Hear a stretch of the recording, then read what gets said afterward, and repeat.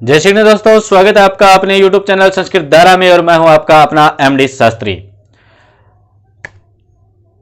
और आज हम बात करेंगे कि हमारे घर में ऐसी कौन सी दो चीज हो जिसके कारण से हमारे घर में खूब धन की वर्षा हो, सुख समृद्धि हो, सभी निरोगी काया को प्राप्त हो और सबका अच्छा काम चले, सबकी बुद्धि का विकास हो। इन सभी चीज़ों के बारे में आज हम जानेंगे कि ऐसी कौन सी दो चीज़ हैं जिनके कारण हमारे घर में अनेक धन की वर्षा हो सकती है, ऐसी कौन सी दो चीज़ हैं जिसके कारण से हमारे घर में निरोग्यता प्राप्त हो सकती है, ऐसी कौन सी दो चीज़ हैं जिसके करने से हमारे घर में सुख और समृद्धि प्राप्त हो सकती है, हमारे घर में शांति प्राप्त हो सकती है, हमारे घर में हर प्रकार से बुद्धि कौशल में और में विकास हो सकता है। इन सभी चीज़ों के बारे में हम जानेंगे, तो देखते रहिए अपना YouTube चैनल संस्कृत धारा।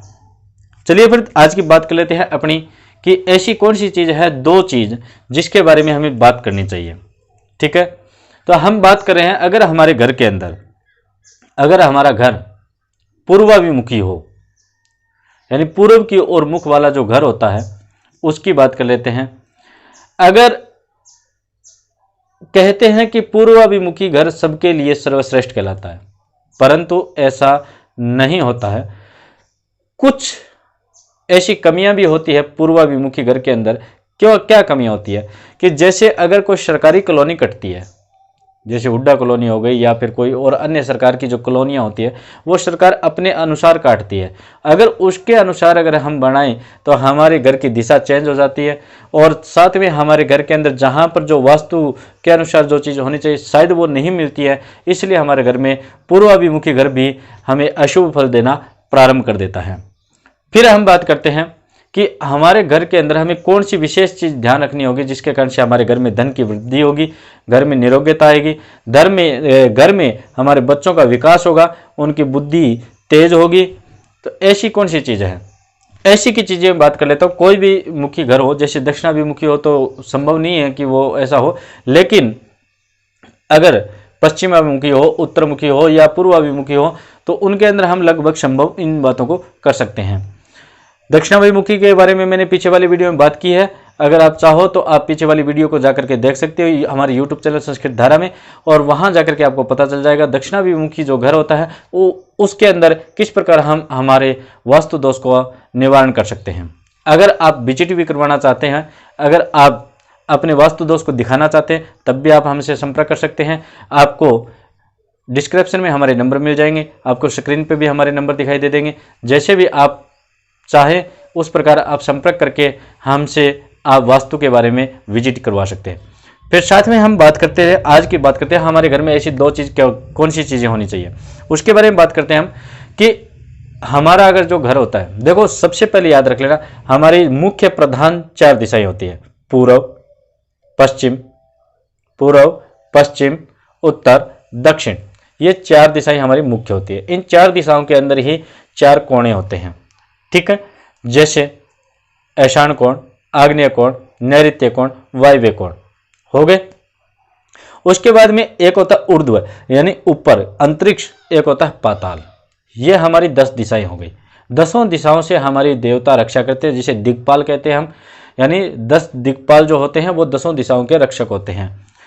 तो उसी के लिए बात कर लेते हैं हम कि आज हमारे घर में ऐसी क्या दो चीज हम करें जिसके कारण से हमारे घर में सुख समृद्धि की प्राप्ति हो। तो उसके लिए मैं आपको बता देता हूं। सबसे पहले हमारा घर किसी भी मुखी हो, कोई भी दिशा की और उसका मुख हो, तो हमारे यहाँ दो दिशा के अंदर बड़ी विशेष बातें बताई जाती है दो चीज़ों के लिए कि एक तो हमारे घर के अंदर उत्तर की जो दिशा होती है वो बिल्कुल हल्की होनी चाहिए। उत्तर दिशा बिल्कुल हल्की होनी चाहिए। उत्तर दिशा में हो सके जहां तक हरियाली होनी चाहिए, गार्डन होना चाहिए। उत्तर दिशा में जहां तक हो सके पेड़ पौधे होने चाहिए। उत्तर दिशा में जहां तक हो सके पानी होना चाहिए। उत्तर दिशा में जहां तक हो सके हमारी खुली होनी चाहिए। उत्तर दिशा की जो स्थान होता है वो अगर खुली होगी तो उससे आने वाली जो एनर्जी होगी वो एक सात्विक एनर्जी होती है, क्योंकि उत्तर दिशा कुबेर भगवान की दिशा कहलाती है। और कुबेर भगवान हमें आशीर्वाद देते हो, अगर हमने उत्तर दिशा को पूर्ण रूप से बंद कर रखा है तो हमारे घर में धन कैसे प्राप्त होगा। इसीलिए उत्तर दिशा को इस प्रकार स्वस्थ रखिए। बिल्कुल उत्तर दिशा में कोई भी भारी चीज नहीं बनानी चाहिए। भारी दिशा के लिए मैंने बता रखा है कि कौन सी दिशा होनी चाहिए, वो आप पीछे वाली वीडियो में देख सकते हैं। उत्तर दिशा को बिल्कुल सुंदर, साफ और खुला होना चाहिए, हल्की होनी चाहिए, हरियाली होनी चाहिए, और पानी का स्थान उत्तर दिशा में ही होता है, क्योंकि वरुण देवता भी उत्तर दिशा की ओर वास करते हैं। ठीक है। दूसरी बात, उत्तर दिशा के अंदर भगवान शिव का भी वास होता है, क्योंकि हमारे भारत देश के अंदर हिमालय किस दिशा में है? उत्तर दिशा में है। ठीक है।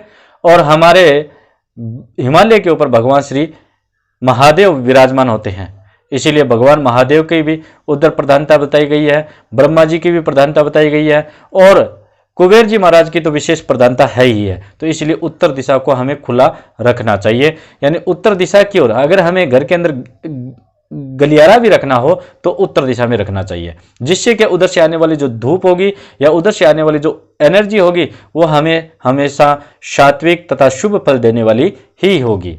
ऐसा नहीं होना चाहिए कि आप उत्तर दिशा को पूर्ण रूप से बंद कर दो और जिसके कारण से आपके घर के अंदर दरिद्रता प्राप्त हो जाए। अगर जिसकी उत्तर दिशा खुली नहीं होती है, जिसके घर के उत्तर दिशा में अगर कोई दूसरा घर लग रहा हो और वो पूर्ण रूप से बंद हो हमारी उत्तर दिशा, तो निश्चित रूप से मानना उस घर के अंदर दरिद्रता निश्चित रूप से मिलेगी, रोग मिलेगा, तथा साथ में वो घर हो सके जहां तक 99% बिक जाएगा, यानी उस घर के अंदर किसी भी प्रकार से वफा नहीं होगी।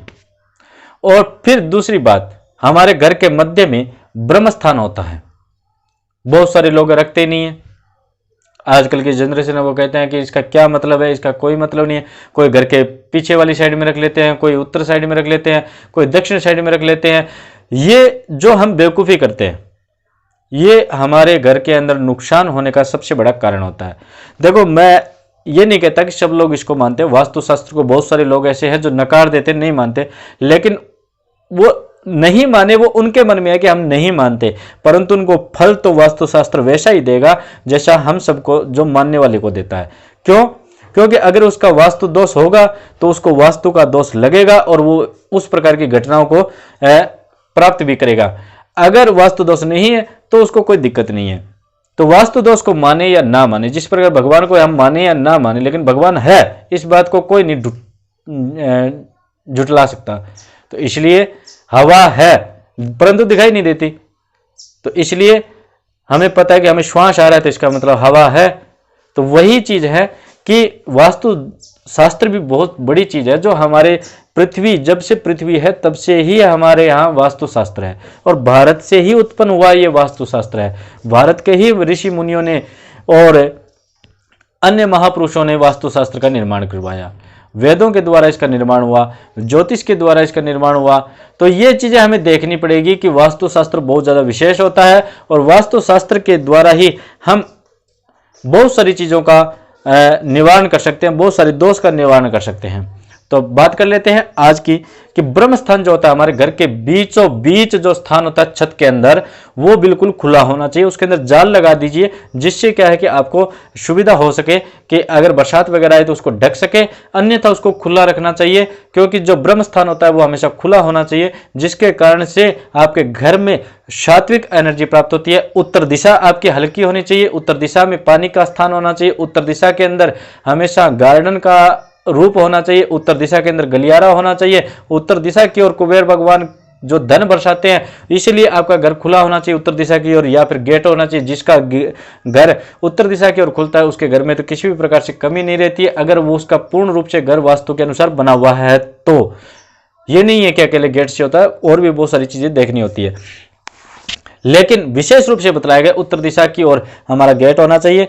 गेट ना हो तो हमारा गलियारा होना चाहिए, गलियारा भी ना हो तो कुछ जगह हमारी, यानी ऐसा होना चाहिए कि उत्तर दिशा में हमारे कम से कम जगह में कुछ बनाया जाए, यानी जितनी हो सके उतनी खाली जगह रहे, जिससे हमारे यहाँ हल्की जगह रहेगी, उतने ही ज़्यादा हमें धन की वर्षा होती है। साथ में हमारा जो ब्रह्म स्थान होता है उसको खुला हुआ होना चाहिए, हमेशा सेंटर में होना चाहिए ब्रह्म स्थान, आगे पीछे नहीं होना चाहिए। ये बेवकूफ़ी आप करते हो, नहीं करनी चाहिए। और जो बहुत सारे लोग ऐसे भी हैं जो हमें अनसब्सक्राइब भी करते हैं, अनलाइक भी करते हैं, गालियां भी देते हैं, लेकिन उनसे मेरे को कोई फर्क नहीं पड़ता है। मैं तो ये चाहता हूं कि जो व्यक्ति मानता है, जो अपने सनातन धर्म की ओर बढ़ता है, केवल उनका भला हो, और साथ में अगर वो विजिट करवाना चाहिए अपने वास्तु के अनुसार तो भी आप हमसे संपर्क कर सकते हैं। आपको स्क्रीन पे हमारे नंबर दिखाई दे रहे होंगे जिससे आप हमसे संपर्क कर सकते हैं और हम पूर्ण रूप से आपको वास्तु के अनुसार आपके घर के बारे में बतला पाएंगे। कोई सा भी मुखी घर हो आपका, हम हर प्रकार से आपको संतुष्ट करने की कोशिश करेंगे। दूसरी बात, हम आपको वही सलाह देंगे जो वास्तु के अनुसार होगी। ये दो चीजें हैं, उत्तर दिशा को हमें हल्की रखना है और ब्रह्म स्थान को हमेशा घर के सेंटर में रखना है। अगर जो व्यक्ति घर का स्थान ब्रह्म स्थान नहीं रखता है, उसके घर में जो अंदर की जो गर्मी होती है वो वहीं रहती है और जिसके कारण से हमारा दम घुटने लगता है। ऐसा हमें काम नहीं करना है। तो हमारे घर में ये दो चीजें रखनी है। कौन कौन सी? एक, उत्तर दिशा को हल्का रखना है, दूसरी बात हमें ब्रह्म स्थान रखना है। तो याद रख लेना। और इसी प्रकार नई टिप्स के साथ में हम फिर मिलेंगे। जय श्री गणेश, राधे राधे।